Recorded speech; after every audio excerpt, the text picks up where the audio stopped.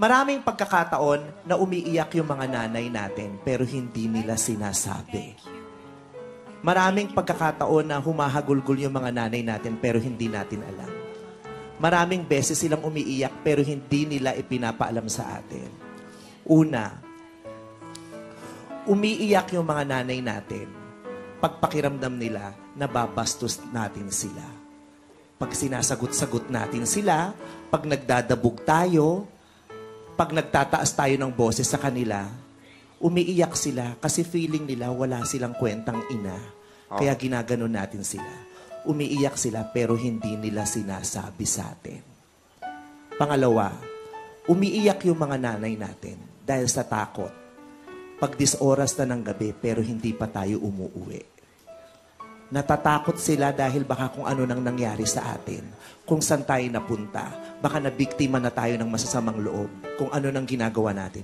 Umiiyak sila sa takot. Pero hindi nila sinasabi. Pag darating tayo ng 10 oras ng gabi, magagalit sila, malakas ang boses, pagagalitan tayo, sisigawan para kala mo ang tapang-tapang nila. Pero bago sila nagtapang-tapangan, umiyak muna sila sa takot kung anong nangyari sa atin, kung nasa na tayo. Pero hindi nila sinasabi.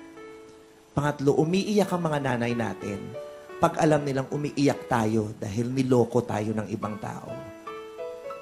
Niloko tayo ng karelasyon natin, sinaktan tayo ng boyfriend natin, sinaktan tayo ng girlfriend. Umiiyak sila pag umiiyak tayo. Habang umiiyak tayo, umiiyak sila, pero hindi nila sinasabi. Dahil ayaw nilang manghina ang loob natin pag nakita nating umiiyak sila. Pang-apat, umiiyak sila pag may hinihingi tayo na hindi nila maibigay. Kasi nanliliit sila. Hiyang-hiya sila dahil gusto nilang ibigay pero hindi nila kaya at alam nating nagtatampo tayo. At pag hindi nila maibigay yun, umiiyak sila pero hindi nila sinasabi. Panglima, umiiyak yung mga nanay natin pag nag-aaway-away tayong magkakapatid. Pag yung ang tatanda na natin pero hindi tayo nagkakasundo-sundo, gusto niyang mamagitan, gusto niyang sabihin kung sino sa atin ang mali, pero hindi niya magawa kasi ayaw niyang magmukhang merong pinapaburan. Nahihirapan siya pag nag-aaway-away tayong magkakapatid. Umiiyak siya, pero hindi niya sinasabi. At panghuli, umiiyak yung mga nanay natin dahil kahit umiiyak sila, wala tayong pake. Maraming pagkakataon na umiiyak yung mga nanay natin pero hindi nila sinasabi.